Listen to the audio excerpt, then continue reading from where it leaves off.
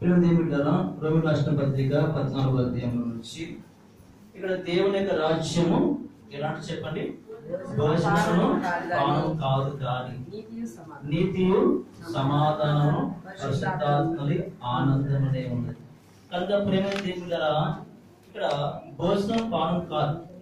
దేవుని యొక్క మందులు ఏముంటాయి చెప్పండి, నీతి, సమాధానము, పరిశుద్ధాత్మ, చివరికి మనకేముంటుంది, ఆనందం. దేవుని యొక్క స్థానంలో మనకు తృప్తి ఉంటుంది, దేవుని యొక్క సన్నిధిలో మనకు ఆనందం ఉంటుంది, దేవుని యొక్క సన్నిధిలో సంతోషం కలిగిన వారంగా ఉండి ఈ నూతన సంవత్సరంలో మనం ఆరాధించున్నాం. హెబ్రోన్ యొక్క ప్రార్థన మందిరంలో దేవుని స్తుతించే ఎక్కువ భాగ్యం ఇచ్చాడు. అన్నిటికంటే ముఖ్యంగా తగు చెప్తున్న మాట ఏంటంటే కన్నా చూడండి, కాబట్టి సమాధానమును పరస్పర క్షేమాభివృద్ధి మనకు ఒకటే కావాలి. మందిరంలో ఏమిటో చెప్పండి, క్షేమము, పరస్పర క్షేమాభివృద్ధి.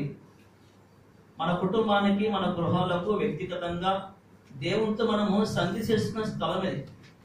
దేవుని యొక్క మందిరం ఏమిటంటే ఇది యెహోవా గద్దె స్థలం పిలుస్తారు. ఇది కృప ఆసనం పొందుకునే స్థలము, సమయోచితమైన స్థలములో నుండి మనము ఆరాధించుకుంటే వరకు మనకు సహవాసం ఇచ్చాడు. కనుక మనం దేవుడు ఒకటే కోరుకుంటున్నాడు. ప్రతి ఆదివారం ప్రభువులో పాల్గొంటున్నాం. గడిచిన సంవత్సరంలో, గడిచిన దినములో, మన నూతన సంవత్సరంలో ప్రవేశపెట్టిన తర్వాత మన జీవితంలో కొన్ని మార్పులు కావాలి. ఏమైనా బలహీనత ఉన్నప్పుడు దేవుని దగ్గర మనము ఎప్పుడైనా వెంటనే సరిదిద్దుకోవాల్సిన వారంగా ఉన్నాం. ప్రియమైన దేవుని ద్వారా ప్రభు ఒకటే కోరుకుంటున్నాడు, నా మందిరంకి వచ్చినప్పుడు నువ్వు వడ్డీలాలను కోరుకుంటున్నాడు, నా మందిరం ఉన్నప్పుడు నువ్వు సంతోషంగా జీవించే వారంగా ఉండాలని కోరుకుంటున్నాడు, నా మందిరం నువ్వు సమాధానము గలదానమై పొమ్మని చెప్పాడు. ఒకసారి మనము మత్తయి సువార్త, మార్కు సువార్త, లూకా సువార్త, ఈ 4 సువార్తలో ప్రభు చెప్పిన ప్రత్యేకమైన మాట ఏమిటంటే, కుమారుడా ధైర్యంగా ఉండము, కుమార్తె ధైర్యంగా ఉండము, కుమారుడా సమాధానం గలవాడవై పొమ్మని చెప్పాడు, కుమార్తె సమాధానము గలదానివై పొమ్మని చెప్పాడు. ఎక్కడ సమాధానం దొరుకుతుంది? లోకంలో కాదు, దేవుని యొక్క మందిరంలో మాత్రమే సమాధానం దొరుకుతుంది. ఎందుకంటే ఆ సమాధానకర్తకు దేవుడే శిష్యుగా వచ్చి మన అందరి కొరకు ఆయన ప్రాణత్యాగం చేసిన వాడుగా ఉన్నాడు. ఇదిగో లోక పాపం మోసుకొని పోచిన దేవుని గొర్రెపిల్లగా వచ్చి ఆయన మన కొరకు పాపశేరకు ధరించిన వాడుగా ఉండి 33 సంవత్సరాలు జీవించిన వాడుగా ఉండి బెత్లెహేము యొక్క గ్రామంలో పుట్టిన వాడుగా ఉండి నజరేతు గ్రామంలో పెరిగిన వాడుగా ఉండి అదేవిధంగా కపెర్నహూములో కాపురం చేసిన వాడుగా ఉండి సహవాసం చేసిన వాడుగా ఉండి ఎస్లీ వెలుపల నీ కొరకు నా కొరకు గవినియద్ద సిలువ వేయబడిన వాడుగా ఉన్నాడు. ప్రియమైన దేవుడారా, ఈ యొక్క మధ్యాహ్న కాల సమయంలో ప్రభు యొక్క బలిలో పాల్పొందు నీవు నేను కూడా ఒకటి తీర్మానం చేసుకోవాలి.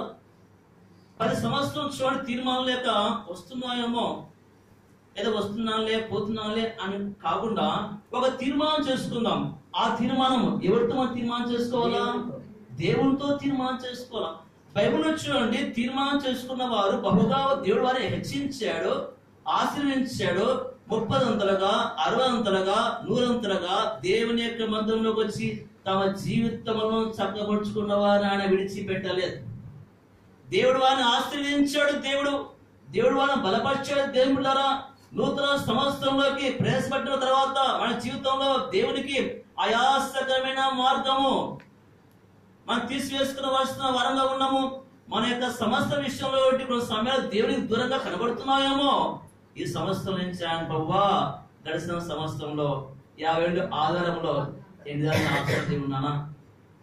దేవునితో ఈ సమయంలో మాట్లాడుతున్నాడేమో. ప్రభువా అనేక పర్యాయం తండ్రి, ప్రయాణంలో కానీ, ఏదో వివాహ విషయంలో కానీ, కుటుంబ విషయంలో కానీ కొద్దిగా అవగతలోకి వచ్చినప్పుడు నీ సన్నిధికి దూరంగా కనబడిన వాడుగా ఉన్నానేమో. ఈ సంవత్సరంలో నూతన సంవత్సరం ప్రభు నీ మందిరంకి వచ్చిన వాడుగా ఒక తీర్మానం చేసుకుంటాం. ఆ తీర్మానం మనసుతో కాదు, జీవము గల దేవుని యొక్క సంఘంలో ఉన్నాం. మన ఏ సంఘం చెప్పండి? జీవము గల దేవుని యొక్క సంఘంలో ఉన్నప్పుడు ఒక తీర్మానం చేసుకున్నప్పుడు దేవుడు మనం బలపరిచేవాడుగా ఉంటున్నాం. కొన్ని మాటలు మనం గమనించినట్టే కన్నా హెబ్రోను యొక్క సంఘంలో చూడండి, ఇక్కడ దావీదు యొక్క భక్తుని యొక్క జీవితంలో సిక్లగ్ యొక్క ప్రాంతంలో అనేక కష్టం కలిగింది ఆయనకు. చదువుకున్న కొన్ని మాటలు దేవులారా, చదువుకున్న మాటలు చూడండి, కొన్ని లేఖన భాగాలు చదువుతాం. 2వ సమూయేలు గ్రంథము 2వ అధ్యాయం నుంచి కొన్ని లేఖల భాగం మనం ధ్యానించినట్టే గన హెబ్రోను యొక్క మాట ఇక్కడ మనకు స్పష్టంగా కనబడుతుంది. స్తోత్రం మాట చదువు పిల్లరా. 2వ సమూయేలు గ్రంథము 2వ అధ్యాయం నుంచి కొన్ని లేఖల భాగం చదువుకుందాం.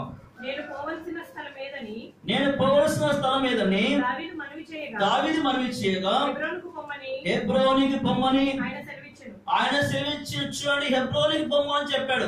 దావీదు యొక్క జీవితంలో ఒక విచారణ చేసే మంచి మనసు. ఏదైనా కష్టం వచ్చినప్పటికీ యుద్ధం వెళ్ళాలన్నా యుద్ధం వెళ్తున్నా పోదునా, ఇక్కడ ఉంటే నాకు క్షేమకరమా వీటికి క్షేమకరమా. ఇప్పుడు సమయాన్ని దావీదుతో యుద్ధం వెళ్ళమని చెప్పాడు. యుద్ధానికి వెళ్ళాడు, జయించాడు. ఇప్పుడు సమయం చెప్పండి కంపలి ఆ యొక్క చెట్టు దగ్గర దాక్కోమని చెప్పాడు. ఆ దాక్కున్న తర్వాత నేను చప్పుడు వినిపిస్తాను, ఆ చప్పుడు దాన్ని నువ్వు వెళ్ళమని చెప్పాడు. దేవుడు చూడండి వెళ్ళమని వెళ్ళాడు, ఆగమని ఆగాడు. అక్కడ దేవుడి యొక్క దావీదు యొక్క జీవితం ఒక అనుభవం ఏంటంటే దేవుని యొక్క దేవుని విచారం చేయడం తన మనసు నిలుపుకున్నాడు. హెబ్రోను వెళ్దామని తీర్మానం చేసుకున్నాడు. ఎందుకు హెబ్రోను వెళ్ళమని చెప్పాడా? మనం చదివిన మాట వచ్చు అండి. దయచేసి ఇక్కడ 1వ సమూయేలు గ్రంథంలో 31 ఒక సిక్లగ్ యొక్క చిన్న గ్రామం. ఆ సిక్లగ్ ప్రాంతంలో తన ఇంటి వారందరూ 600 కుటుంబాలు ఉన్నాయి. అక్కడ 600 పురుషులంతా యుద్ధానికి వెళ్ళారు. దావీదుతో పాటు 600 మంది. వారు ఎలాంటి వారు చెప్పండి? సింహపు గుండ వంటి గలవారు, పరాక్రమం గలవారుగా ఉన్నారు. దేవునితో దావీదుతో సహవాసం చేసిన వారుగా ఉన్నారు. వారు చూడండి ఆ యొక్క రాజుతో పాటు యుద్ధం వెళ్ళినప్పుడు అమాలేకులు వచ్చి మొత్తం ఆ సిక్లగ్ ప్రాంతం అంతా ఏం చేశారు చెప్పండి? బూడిద చేశారు. ఏముంచలేదు. భార్యలు, వస్తువులు, అన్ని కుమారులు మొత్తం అమాలేకులు వచ్చి సమస్తం దోసుకొని వెళ్ళిపోయారు. వెళ్తూ ఏం చేశారంటే కన్నా మొత్తం అగ్ని చేత ఆ పట్టణం అంతా కాల్చి వేసినప్పుడు వారు తిరిగి వచ్చినప్పుడు ఏమీ కనబడకుండా వారు ఎక్కువ చెప్పండి బూడిదలో కూర్చొని కన్నీరు కడుస్తుందా అంట. దీనికి కారకుడు ఎవరు? దావీదే కదా. దావీదుతో వచ్చినప్పుడు అదుల్లా గుహలో వచ్చిన వారు కొంతమంది ఉన్నారంట. ఎవరున్నారు చెప్పండి? అప్పుల వారు ఉన్నారు, సమాధానం లేని వారుగా ఉన్నారు, అసమాధానం వారందరూ వచ్చి అదుల్లా గుహలో ఉన్న వారందరూ కూడా నెమ్మది పొందారు. దావీదు వచ్చి వారికి రాజు అయిన తర్వాత, అధిపతి అయిన తర్వాత ఈ సిక్లగులో అంతా పోగొట్టుకున్నారు. దావీదు దగ్గర ఉన్నప్పుడు అన్ని తెచ్చుకున్నారు, అన్ని సంపాదించుకున్నారు, సమాధానం పొందుకున్నారు, నెమ్మది పొందిన తర్వాత ఆ యొక్క సిక్లగ్ ప్రాంతం మొత్తం కోల్పోయిన తర్వాత అందరి చేతిలో ఏముండే చెప్పండి? రాళ్ళు ఉన్నాయి. ఏముండే? ఆస్తి లేదు, భార్య లేరు, పిల్లలు లేరు, మొత్తం తీసుకెళ్లిపోయారు. అప్పుడు కూర్చొని రాతో అందరూ కలిసి తలా రాయి చేతి పెట్టుకుంటే గన దావీదు ఉండగలుగుతాడా? మనమైతే గన ఏం చేయగలుగుతాం? దావీదు ఏం చేశాడు ఆ సమయంలో? దేవుని విచారణ చెడకు వెళ్ళాడు. ఆ వాక్యం చదువుకుందాం దేవుని ద్వారా. చూడండి 30వ అధ్యాయంలో దయచేసి చదువుతామా? 6వ వచనం చదువుదాం. చదవక దావీదు మిక్కిలి దుఃఖపడెను, మరియు తమ కుమారులను బట్టి జనులకందరికి ప్రాణం ఇచ్చినందున రాళ్ళునవి దావీదు చంపుదరని చెప్పుకునగా దావీదు తన దేవుడి యెహోవాను బట్టి ధైర్యము తెచ్చుకొను. పిమ్మట దావీదు ఎపోతమ్మని యాజకుడకు అహీమెలకు కుమారుడైన అబ్యాతారు చెప్పగా అబ్యాతారు ఎపోదును దావీదుతో తీసుకొచ్చును. నేడు ఈ దండును తరిమిన వల్ల దాన్ని కలుసుకుందునా అని యెహోవా దావీదు విచారణ చేయగా యెహోవా తరుము, నిశ్చయముగా నీవు వారిని కలుసుకొని తప్పక నీవు వారిని దక్కించుకున్న సెలవిచ్చెను. ధైర్యం తెచ్చుకున్నాడు. నేను కూడా ధైర్యం తెచ్చుకునే వారంగా ఉండాలి. చూడండి ఆ సిక్లగ్ ప్రాంతం మొత్తం కోల్పోయిన తర్వాత ఆ సమయంలో ఆ శ్రమ నుంచి బయటపడడానికి నా దిక్కు నువ్వే ప్రభువా, నా దాగు చోటు నువ్వే, నా దుర్గము నువ్వే, నా కోట నువ్వే, నా ఆస్తి దిగ్గు నువ్వే. సౌలు చేతులను తప్పించబడిన తర్వాత తప్పించావు తండ్రి. అదుల గుహలో ఒంటరివాడిగా ఉన్నప్పుడు అందరిని సమకూర్చావు తండ్రి. నేను ఒంటరివాడిగా అయినా ప్రభువా, నన్ను నమ్ముకున్న వారే నా మీద చేయెత్తే వారుగా ఉన్నారు. నేను ఎక్కడికి వెళ్ళాలి? నేను ఏ స్థలానికి వెళ్ళాలి? నీవే నా దాగు చోటని దావీదు దగ్గర భక్తులు చూడండి దేవుని యొక్క యెహోవా దగ్గరకు వచ్చాడ. మనం ఎక్కడ కావాలి చెప్పండి? మన యెహోవా ఎవరు? మన ప్రభువే, మన రక్షకుడే, మన కోట, మన శృంగము, మన ఆశ్రదుర్గము, మొత్తము సమస్తము ఆయనే. యెహోవా యొద్దకు వచ్చి మొరపెట్టగానే ప్రభువా నువ్వు తరుము, నిత్యముగా నీ వారినందరినీ మరలా సంపాదించు. దావీదు మరలా సంపాదించుకొనెను. ఎంత గొప్ప దేవుడు! అంత సంపాదించుకున్న తర్వాత అనుకున్న ప్రభువా ఈ స్థలంలో ఉంటే నాకు ఎంత మాత్రం క్షేమకరం కాదేమో, అంతా కట్టుకోవడానికి ఏమి లేదు, డేరాలో ఉన్నాం ప్రభువా, ఈ డేరా నాకొద్దు. ప్రభువా తరమబడిన వారంతా చూడండి, సౌలు కుమారులేంటి, సౌలంతో ఖడ్గము చేత హతము చేయబడిన తర్వాత 31వ అధ్యాయంలో ప్రేమ దేవుళ్ళరా, తర్వాత 2వ అధ్యాయంలో దావీదు యొక్క జీవితం కనబడుతుంది చూడండి. బలాఢ్యుడు పడైపోయిన వారుగా ఉన్నారు సౌలు కుమారుడు. ఆ సమయంలో ఏమంటున్నా అంటే గనా, ప్రభువా ఎంతో వేసారి పోయినా ప్రభువా, నన్ను అభిషేకించిన వాడుగా ఉన్నావు, ఆయన నన్ను ధృవీకరించలేదు ప్రభువా, నేను ఎక్కడికి వెళ్ళాలా, యూదా దేశం వెళుదునా అని చెప్పినప్పుడు వెళ్ళమని చెప్పాడు. మళ్ళా అంటాడు ప్రభువా నేను ఏ ప్రాంతానికి వెళ్ళాలా, ఏ ప్రాంతం చెప్పాలి, హెబ్రోను యొక్క ప్రాంతం వెళ్ళమని చెప్పగానే ఆ హెబ్రోను యొక్క ప్రాంతం వెళ్ళిన తర్వాత దేవుడు ఏం చేస్తున్నాడు, దేవుడు చూడండి మొత్తం సమకూరుస్తున్నాడు. దావీదుకు తెలియదు హెబ్రోన్ రాజు అవుతా, దావీదుకు తెలియదు హెబ్రోన్లో రాజు అవుతా అని దావీదుకు తెలియదు. కానీ చూడండి దేవుడికి సమస్తము తెలుసు. రోమి రాష్ట్ర పత్రిక 8వ వచనంలో దేవుని ప్రేమించిన వారికి సమస్తమును సమకూర్చి జరిగించి, దావీదును చూడండి 600 మందికి అధిపతిగా రాజుని హెబ్రోన్లో ఏం చేయబడ్డాడు చెప్పండి, రాజుగా పట్టాభిషేకం చేయబడ్డాడు. దేవుళ్ళరా ఎందుకు హెబ్రోను పట్టాభిషేకం చేయబడ్డాడంటే దేవుడు చూడండి అతని జీవితంలో శ్రమలు వచ్చిన తర్వాత ఆ శ్రమల నుండి విడుదల పొందడం కొరకే ఒక మంచి యొక్క స్థలానికి తీసుకెళ్ళిపోయాడు.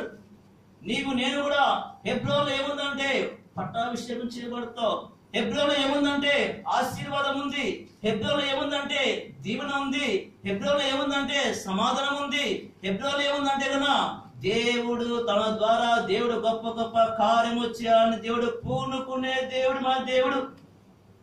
మన దేవుడు నీ విషయంలో, నా విషయంలో, మన విషయంలో దేవుడు గొప్ప గొప్ప మేలు చేయాలని కోరుకుంటున్నాడు. దేవుళ్ళరా దావీదుకు తెలుసా యూదా పెద్దలందరినీ సమకూరుస్తాడు. దావీదుకు తెలుసా, ఒకటే తెలుసు మోకరించడం, ఒకటే తెలుసు కన్నీరు కార్చడం, ఒకటే తెలుసు సాహసించడం, ఒకటే తెలుసు ఆరాధించడం, ఒకటే తెలుసు దేవుని స్తుతించుట. అంత మాత్రం దావీదు దగ్గర ఏమి లేదు. నువ్వు దేవుని స్తుతిస్తే గాను ఆశ్రయించబడతావు. దావీదు యొక్క జీవితంలో ఎందుకు అంతగా ఆశ్రయించబడ్డాడంటే ఎత్తైన కోటలో ఎందుకు ఎత్తించాడంటే ఎత్తైన కోటపై ఎందుకు ఎత్తించాడంటే దేవుడు తన జీవితంలో ఒక ప్రణాళిక కలిగి ఉన్నాడు. నీ జీవితంలో నా జీవితం ఎప్పుడు ఉంటున్నావంటే నువ్వు ఎంత మాత్రం బలహీనుడు కాదు. దేవుళ్ళరా నేను ఆశ్రయించాలని కోరుకుంటాడు దేవుడు, నేను దీవించాలని కోరుకుంటాడు దేవుడు. అంత మాత్రం కాకుండా హెబ్రోను చూడండి దేవుడు దావీదును ఒక రాజుగా చేశాడు. హెబ్రోను మాట బైబిల్లో ఒక చోటు వ్రాయబడింది. ఆ వాక్యం చదువుతామా దేవుళ్ళరా చూడండి, దయచేసి వాక్యం చదివినట్టే కన్నా యెహోషువ గ్రంథం చదువుతాం అన్నమాట. యెహోషువ గ్రంథం 14వ అధ్యాయము 12 నుంచి 15 వచనంలో అక్కడ కాలేబు అని ఒక భక్తుడు కనబడుతున్నాడు. అది ఎంతగానో నిన్ను మనసుతో సేవించిన వాడుగా ఉండి, ఆరాధించిన వాడుగా ఉండి, దేవుడు ఎంతగానో మహిమపరిచిన తర్వాత ఆ హెబ్రోను చూడండి నాకు స్వాస్థ్యం కావాలని కోరుకున్నాడంట. చూద్దాం మాట.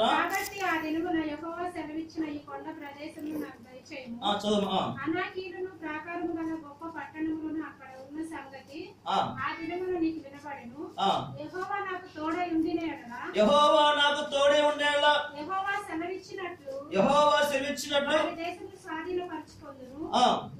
కుమారుడైన కాలేబు ఇశ్రాయేలు దేవుడైన యెహోవాను నిండు మనసుతో అనుసరించేవాడు గనుక యెహోషువ అతని దీవించి అతనికి హెబ్రోనును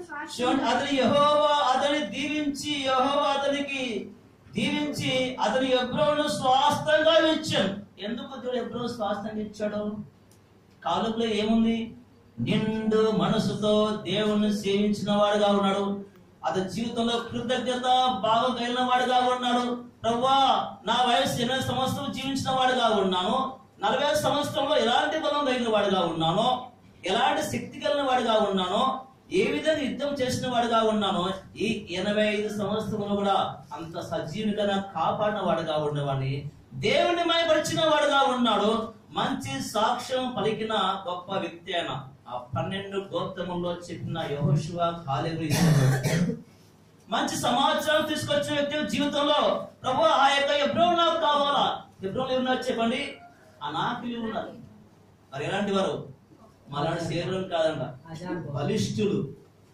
ఆ జీవితం అంతా బలత్కారంగా జీవిస్తున్నారు, దోగుడుతో జీవించే వారుగా ఉన్నారు. ఆ నాయకులను పోరాడు కొరకై నాకు శక్తి తెచ్చి ప్రభా, నాకు ఆ బలము తెచ్చే తండ్రి, ఆ శ్రేష్టమైన స్థలము, ఆ స్వాస్థ్యము నాకు తెచ్చేయమని పోరాడి గెలుచుకున్నాడంట. నీకు నేను కూడా హెబ్రోన్లో పోరాడుదామా? దేనితో పోరాడాలా? శత్రువుతో పోరాడాలా? అంధకార యొక్క శక్తులను వారి యొక్క జీవితం నుంచి మన పోరాటం కొరకే దేవుని యొక్క వాక్యం ద్వారా, ప్రార్థన ద్వారా మన జీవితంలో చూడండి. ఎప్పుడు క్రైస్తవ జీవితం అంతా ఎలాంటి చెప్పండి? పోరాటాలే. మన యుద్ధానికి ఎన్ని ఉన్నాయి చెప్పండి? మన చేతికి మొత్తం ఉన్నాయి 5,000 ఉన్నాయి. దావీదు భక్తుడు అంటాడు, నా చేతులకు ఏమున్నాయంట? యుద్ధములు ఉన్నాయి. మన చేతులకు దేవుడు చూడండి యుద్ధముగా చేసిన వాడుగా ఉన్నాడు. వాడు జయించాలంటే హెబ్రోను నా దైత్యం కోరుకున్నప్పుడు పోరాడుతూ జీవించాడు. నీవు నేను కూడా పోరాడే వారంగా ఉండాలా. ఎలా పోరాడుతావు? దేవుని దగ్గరకు వచ్చి పోరాడాలా. ఇంటి దగ్గర ఉంటే మనం పోరాడలేం. ఇంటి దగ్గర ఉంటే మనం పడిపోయే వారంగా ఉంటున్నాం. అందుకే అపోస్తల కార్యంలో 2వ వచనంలో వీరు అపోస్తల బోధయందు, సహవాసమందు, రొట్టె విషయందు, ప్రార్థన చేయడందు ఎడతెగక ఉండిరి. అప్పుడు వారికి దేవుడు చూడండి భయము కలగజేసెను. శత్రువులు భయం పొందాలంటే, మనం విదేశాలుగా జీవించాలంటే సహవాసములో మనం నిలిచిన వారంగా ఉండాలా. సహవాసంలో మనం ఫలించే వారంగా ఉండాలా. దేవుని యొక్క అరుజను మనం నడుచడం వలన దేవుడు చూడండి ఆయన హెబ్రోను స్వాస్థ్యంగా పొందుకున్నాడు. కాలేబు తర్వాత తన జీవితంలో వెన్నుకడుగు తీయకుండా అన్ని యుద్ధము చేసుకుంటూ గొప్ప పేరు సంపాదించుకున్న వాడుగా ఉన్నాడు. దేవుళ్ళరా, నేను నా జీవితంలో కూడా హెబ్రోన్లో చూడండి దావీదును గొప్ప రాజుగా చేసిన దేవుడు. నీవు నేను కూడా మందములో ఉన్నామంటే నువ్వు తక్కువ వాడు కాదు. దేవుళ్ళరా, దేవుడు నిన్ను ఆశీర్వించాలని కోరుకుంటున్నాడు. ఆ యొక్క విషయం చూడండి దావీదుకు తెలియదు. ఏదో దేవుడు హెబ్రోనుకు వెళ్ళమని చెప్పాడు, ఆ స్థలంలో కూర్చోమని చెప్పాడు, ఆ స్థలంలో కూర్చున్నాడు అంతే. కానీ దేవుడు చూడండి హృదయంలో అక్కడ ఉన్న యూదా పెద్దలకు మనసు పుట్టించి ప్రేరేపించి పలానా స్థలానికి వెళ్ళండి, అక్కడ దావీదు ఉన్నాడు, దావీదు రాజుగా చేసుకోమని. దావీదుకు తెలియదు ఆ విషయం నన్ను రాజుగా చేస్తారని. అందరు కలిసి, ఇజ్రాయెల్ అందరూ కలిసి, యూదా ప్రజలందరూ కలిసి ఏం చేస్తారంటే దావీదుకు వచ్చి రాజుగా పట్టాభిషేకం చేశారు. కారణం ఏంటంటే నీ నా జీవితంలో కూడా అలాంటి జీవితం కలిగి ఉండాలని దేవుని యొక్క వాక్యం చెప్పబడుతుంది. దేవుడారా, బైబిల్లో మనం మరి యొక్క వాక్యం గమనించినట్టే కనుక అనేక శ్రమలను అనుభవించాలి మనం. దావీదు చూడండి హెబ్రోనికి రావాలంటే కన్నా అనేక శ్రమలు అనుభవిస్తూ అనుభవిస్తూ అనుభవిస్తూ అనుభవిస్తూ మన క్రైస్తవ జీవితంలో అనేక పోరాటాలు ఉంటాయి. ఇంట్లో పోరాటాలు ఉంటాయి, బయట పోరాటాలు ఉంటాయి, బంధువుల ద్వారా, స్నేహితుల ద్వారా అనేక రకాల పోరాటాలు ఉన్నప్పుడు ఆ పోరాటాలు జయించినప్పుడే దేవుని ఉన్నతమైన స్థానంలోకి తీసుకెళ్తారు. దేవుళ్ళరా, సిక్లేగా ప్రాంతంలో దావీదుకి ఏమీ లేదు, బహుశా కట్టుకోవడానికి బట్టలు లేవు, ఏముండేది మొత్తం తీసుకెళ్లిపోయారు. డేరా లేదు, గృహం లేదు, అంతా కోల్పోయిన తర్వాత ఆ శ్రమలు అనుభవించిన తర్వాత దేవుని పరీక్షించిన తర్వాత దేవుని వద్దకు విచారణ చేయటం వలన హెబ్రోనికి వెళ్ళమని చెప్పిన దేవుడు దేవుని యొక్క మారు విధేయత చూపించాడు. నీవు నేను కూడా ఈ క్రైస్తవ జీవితంలో అనేక శ్రమలు ఉన్నప్పుడు నువ్వు ఎంత మాత్రము సంకుచించవద్దు. అందుకే దావీదు భక్తి ఏముంటే నాకు శ్రమ కలుగుట ఎవరన్నా మాట చెప్తారా? లోకం ఏముంటది?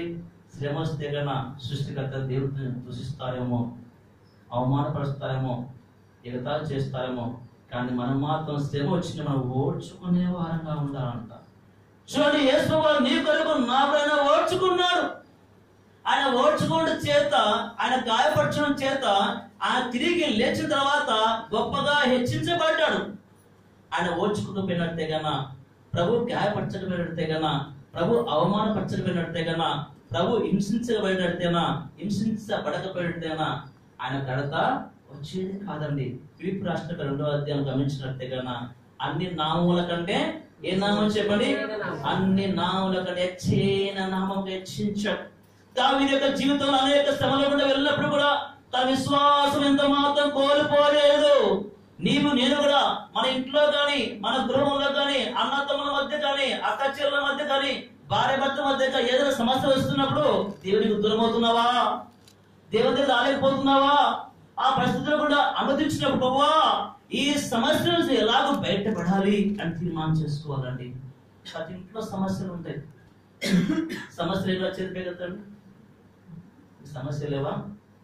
సమస్యలు ఉంటాయి. నువ్వు చెప్పుకోవట్లేదు, అక్కడ చెప్పుకోవట్లేదు, అమ్మలో చెప్పుకోవట్లేదు, సమస్యలు ఉంటాయి. ఆ సమస్య నుంచి బయటపడాలంటే మనం ఏం చేయాలి చెప్పండి? దేవుని దగ్గరకు రావాలా. దావీదు ఎక్కడికి వచ్చాడు? దేవుని దగ్గరకు వచ్చాడు. ఎప్పుడు దగ్గరకు వచ్చాడు, విడుదల పొందాడు, హెబ్రోనుకు వెళ్ళాడు. దాగున్న మేలు, రహస్యమందు దాగిన మేలు, ఆశ్చర్యకర మేలు దేవుడు రాజుగా చేశాడు. నీ నా జీవితంలో కూడా ఈ అనేక పోరాటాల ద్వారా మనం నేర్చుకోవాల్సిందంటే ప్రభుని హెచ్చించాలని కోరుకుంటున్నాడు. బైబిల్ ఒక మాట చదువుకుందాం. అధ్యాయం పిల్లరా, అపోస్తల కార్యం తీయండి. అపోస్తల కార్యములు 14వ అధ్యాయము 22వ వచనములో అనేక శ్రమలను అనుభవించి అనే మాట మనం చదువుతాము. శిష్యుల మనసు దృఢపరిచి విశ్వాసమందు నిలకడగా ఉండవలనని అనేక శ్రమలు అనుభవించి మనము దేవుని యొక్క రాజ్యంలో ప్రవేశింపవలనని వారిని హెచ్చరించిరి. ప్రియమైన దేవుళ్ళరా, అపోస్తలుడైన పౌలు ఏమి చెప్తున్నా అంటే కన్నా శిష్యుల మనసును దృఢపరిచాడు. ఆయన మొదటి విషయం అంతా దేవుని యొక్క వాక్యం చెప్తూ సంఘాలు ప్రారంభిస్తూ వెళ్తున్నాడు. రెండో విషయం చూడండి, మళ్ళీ ఏం చేస్తూ మనం దర్శిస్తూ వారిని బలపరుస్తూ ఉన్నాడు. శిష్యుల మనసులను చూడండి దృఢపరిచి ఎలా ఉండాలి చెప్పండి? విశ్వాసం అంతా ఎలా ఉండాలి చెప్పండి? నిలకడగా ఉండాలి. నిలకడగా అంటే తొలగని వారంగా ఉండాలి. కష్టం వచ్చినా, ఇరుకు వచ్చినా, ఇబ్బంది వచ్చినా, వేదన వచ్చినా, మోసపోయినప్పటికీ నా ప్రభు ఆ మోసంలో ఉన్నప్పటికీ నన్ను తప్పిస్తాడు, నిందలో ఉన్నప్పటికీ నన్ను బలపరిచేవాడుగా ఉన్నాడని విశ్వాసంలో నిలకడగా ఉండాలంట. మనం ఎప్పుడు ఒకటే కోరుకోవాలా? శిష్యులు కూడా కోరుకున్నారు ప్రభు దగ్గరకు వచ్చి, ప్రభువా మా విశ్వాసాన్ని వృద్ధిపరచువా, నాకు అపనమ్మకం లేకుండా సహాయం చేయ ప్రభువా, నేను అపనమ్మకంతో వస్తున్నానేమో, అవిశ్వాసంతో ఉన్నాను ప్రభువా, ఇది అవుతుందా కాదా, ఇది జరుగుతుందా కాదా, నేను మేలు పొందుకన్నా నా పిల్లల పరిస్థితి ఏంటో అని ఆలోచిస్తున్నావా? మన జీవితంలో ఎలాగా అపనమ్మకం లేకుండా మనం ఉండాలని ప్రభు కోరుకుంటున్నాం. దేవుళ్ళారా, ప్రభు చెప్తున్న మాట ఏంటంటే విశ్వాసమందు నిలకడగా. అర్ధరాత్రి తగ్గినప్పటికీ నా ప్రభు గొప్పవాడు, ఆయన సహాయం చేయగలుగుతాడు. నేను హెబ్రోనులో ఉన్నాను, ఆయన విడిపించిపెట్టాడు. నా కొరకు ప్రార్థన చేసేవారు దేవసేవకులు ఉన్నారు, నా కొరకు ప్రార్థన చేసే సంఘం ఉంది. నేను ఎప్పుడు ఒక మాట చెప్పగలుగుతాను. దేవుళ్ళారా, మనం ఈ లోకంలో ఒకటి సంపాదించుకోవాలి. ఏం సంపాదించుకోవాలి చెప్పండి? మన కొరకు ప్రార్థన చేసే వారిని సంపాదించుకున్నవాడు. అమెరికాలో ఉన్న వ్యక్తి అనుకోవాలంట, ఇతర దేశాల వ్యక్తి నా కొరకు ఆ చిన్న సంఘంలో ఉన్న దేవసేవకులు, ఆ చిన్న సంఘంలో ఉన్న బిడ్డలు నా కొరకు ప్రత్యేకంగా ప్రార్థన చేస్తున్నారని ఆ వ్యక్తి అనుకుంటే చాలు, అదే గొప్ప ఆస్తి. మన కొరకు ప్రార్థన చేసే వారిని సంపాదించుకోవడం గొప్ప సంతోషం. దేవుళ్ళారా, ఎందుకంటే కన్నా ప్రభు చెప్తున్న మాట ఏంటంటే కనుక అనేకమైన శ్రమ అనుభవించి మన దేవుని యొక్క రాజ్యంలో ప్రవేశించాలి. శ్రమ లేకుండా మనం పరలోక రాజ్యంలో ప్రవేశించలేం. ఆదిమ సంఘములో అనేక శ్రమలు వచ్చాయి. అనేక శ్రమ వారు ఎదుర్కొన్నారు, ప్రార్థించేవారుగా ఉన్నారు. వారు మెడగదిలో కూర్చొని ప్రార్థించారు. పేరు చేసాలు ఉంచబడితే గన సంఘం మౌనంగా ఉండదండి. అత్యాసక్తితో ప్రార్థన చేయగా దేవుడు ఉన్న పాటున దేవుని యొక్క దూత వచ్చి పరలోకం తెరవబడి ఆ దేవుని యొక్క దూత వచ్చి 14 మంది కూర్చున్న వారందరిలో నుండి వారికి కనుగు కలగజేసి పేతురు తెలియదా విషయం ఇది నిజముగా జరిగిందా అనే తెలియకుండానే పేతురుకు తెలియకుండానే దేవుడు బయట తీసుకొచ్చాడంట. ఇది ఎలాంటి కార్యం? నేను నా జీవితంలో చూడండి ఇలాంటి శ్రమలో ఉన్నప్పుడు సంఘమంతా ప్రార్థన చేస్తున్నది. చాలా మంది యొక్క జీవితంలో చూడండి చూస్తున్న కొంచెంలో ఎన్ని శ్రమ అనిపిస్తున్నప్పటికీ, ఎన్ని కష్టాలు అనిపిస్తున్నప్పటికీ ఆ శ్రమని పంచుకోవాలి. సంఘం ఏం చేస్తుందంటే సమస్యలను పంచుకోవాలి. సంఘం ఏం చేస్తుందంటేనా ఆ సమస్యలు చూడండి సంఘం ద్వారా ప్రార్థించడం వలన దేవుడు ఏం చేస్తాడంటే ఆ సమస్యల నుంచి దేవుడు విడుదల చేసేవాడుగా ఉన్నాడంట. కనుక దేవుడారా మన జీవితంలో విశ్వాసం నిలకడగా ఉండాలా. అనేక శ్రమను అనుభవించినప్పుడు దేవుడు మనకి ఇచ్చే గొప్ప గిఫ్ట్ ఏం చెప్పాలా? పరలోక రాజ్యం. ఆ పరలోక రాజ్యం కావాలంటే అనేక శ్రమలకు వెళ్ళటం వలన, దావీదు అనేక శ్రమలు కూడా వెళ్ళటం వలన ఆ హెబ్రోనులో రాజుగా చేయబడ్డాడు. నీ నా జీవితంలో ఈ క్రైస్తవ జీవితంలో అనేక శ్రమలు వచ్చినప్పటికీ ఎదుర్కొంటూ సంఘంతో అంటిపెట్టుకుంటూ సంఘంతో సహవాసం ఉండటం వలన దేవుడు హెబ్రోనులో దావీదుకి దేవుడు రాజుగా చేసినట్టుకు దేవుడు నీ జీవితంలో గొప్ప రాజుగా ఉండి మన జీవితంలో దేవుడు గొప్పగా చేసేవాడుగా ఉన్నాడంట. కనుక ప్రియమైన దేవుడారా ఈ మధ్యాహ్న కాల సమయంలో ప్రభు సెలవిస్తున్న మాట ఏంటంటే కన్నా అనేక శ్రమల గుండా వెళ్ళిన దావీదుకి రాజును పట్టాభిషేకం చేయబడ్డాడు. నేను ఆ జీవితంలో అనేక విధములుగా శ్రమ వచ్చినప్పటికీ, కష్టం వచ్చినప్పటికీ, ఇబ్బంది వచ్చినప్పటికీ ప్రభు మీద ఆదుకొని జీవించినప్పుడు నేను ఎంత మాత్రమైనా విడిచిపెట్టాడు అని చెప్పాడు. హెబ్రీ గ్రంథంలో చెప్పాడు. ఏమని చెప్పాడు? ఒక మంచి ధైర్యం కావాలంట. ఆ వాక్యం చదువుతామా దేవుని ద్వారా చూడండి. హెబ్రీ రాసిన పత్రికల నుంచి 13వ అధ్యాయంలో 5వ వచనంలో గమనించినట్టే కన్నా ఆయన ఎన్నడను ఎడబాయని చెప్పాను కదా. చదువుతామన్నమాట. ఆయనే చెప్పాను కదా. కాబట్టి ప్రభు నాకు సహాయుడు, నేను భయపడను, నరమాత్రుడు నన్నేమి చేయగలడు. ఎంత మాట చూడండి కదా. నేను ఏ మాత్రం విడివను, నిన్ను ఎన్నో ఎడబాయని అని ఆయనే చెప్పిన కదా. కాబట్టి ప్రభు నాకు సహాయకుడు అని మంచి ధైర్యం అంట. ఈ ధైర్యం మనకి ఎప్పుడు కావాలా? కష్టంలో ఉన్నప్పుడు, ఇబ్బందులో ఉన్నప్పుడు, మన చేత కానప్పుడు నా ప్రభు నాకు సహాయం చేస్తాడు. హెబ్రోనులో చూడండి దేవుడు సహాయపడ్డాడు దావీదుకి. నీవు నేను దేవుని యొక్క మందిరం ఉండడం వలన ఆయన నీకు సహాయకుడుగా ఉండి ధైర్యపరుస్తూ మనకు కావలసిన ప్రతి అవసరము క్రీస్తు యేసు యొక్క ప్రతి ఒక్క అవసరం మనకైనా తీర్చేవాడుగా ఉన్నాడంట. దేవులరా మధ్యాహ్న కాల సమయంలో హెబ్రోనులో నీవు నేను కూడా ఆయన సంఘంలో ఉన్నాం కాబట్టి ఆ సంఘంలో ఉన్న వారికి ఏముంటే చెప్పండి, ఆయన దగ్గర ఏముంటుంది? సంతోషము, సమాధానం ఉంటుంది. ఆయన దగ్గర వచ్చిన వాడు ఎంత మాత్రమే చెప్పాడు. ఆయన దగ్గర ఉంటే ఆహారం పడుతుండదండి. ఆయన దగ్గర ఉంటే దప్పిక తీర్చబడుతుంది, ఆహారం తీర్చబడుతుంది. ఆయన దగ్గర ఉంటే చెప్పండి తృప్తిగా జీవితం ఇస్తున్నాడు. లోకంలో 5 రొట్టెలు 2 చేపలు 5,000 మంది పంచిన తర్వాత అందరూ ఎలా తిన్నారు చెప్పండి? తృప్తిగా తిన్నారు. వారికి ఏమి కొరత లేకుండా. నీ జీవితంలో నా జీవితంలో కూడా దేవుని దగ్గర ఉన్నప్పుడు తృప్తి కలిగిన జీవితము, తృప్తి కలిగిన సంతోషము ఆయన మాత్రం ఇవ్వగలుగుతాడు. ఆయన దగ్గర ఉన్నప్పుడు అంత ఆశీర్వదించబడతారు. హెబ్రోనులో అలాంటి ఆశీర్వాదాలు ఉన్నాయి. ఆయన సన్నిధిలో అన్ని దీవెనలు ఉన్నాయి. ఆయన సన్నిధిలో అంత కాపుదల పొందుకుంటున్నావు. నీవు మాత్రం కాకుండా ఆయన దగ్గర చూడండి ఎందుకు వచ్చారు చెప్పండి? పిల్లలు వచ్చారు, పెద్దలు వచ్చారు, వృద్ధులు వచ్చారు. అందరూ కలిసి తృప్తి పరిచిన వాడు ఆయన ఒక్కడే. ఆయన దగ్గర ఉంటే కన్నా అందరూ తృప్తిపరచబడతారు. ఆయన దగ్గర లేకుంటే కన్నా మనకు అంతే ఎలా చెప్పండి? ఆకలి చేత అలమటిస్తున్నామేమో. దేవులరా ఈ మధ్యాహ్న కాల సమయంలో ప్రభు సెలవిస్తున్న మాట ఏంటంటే కన్నా ప్రభు మనం మరొక వాక్యం ధ్యానించుకుందాం. దేవులరా చూడండి తిమోతి రాసిన 2వ పత్రిక 2వ అధ్యాయము 12వ వచనంలో మనం ఆయనతో పాటు సహించిన వారమైతే గనా ఆయనతో పాటు ఎలుదుమని చెప్పాడు. చూడమాట సహించిన వారమైతే ఆయనతో కూడా ఎలుదుము. ఎంత గొప్ప మాట అండి. ఆయనతో పాటు మనం సహించాలంట.